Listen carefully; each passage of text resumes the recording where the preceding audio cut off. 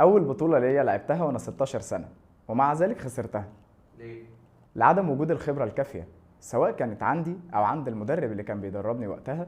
لان المدربين عموما ما عندهمش فكره ان التدريب مش بس تدريب بدني، التدريب نفسي قبل ما يكون بدني. ازاي ان انا اهل اللاعب نفسيا انه يكون بطل، ازاي ان انا اوصل له الثقه واوصل له الاحساس بالكاركتر بتاعته انها تتكون، ان يبقى عنده شخصيه قبل ما يلعب اصلا، يكون وصل انه كسب اللي قدامه من قبل ما يلعبه.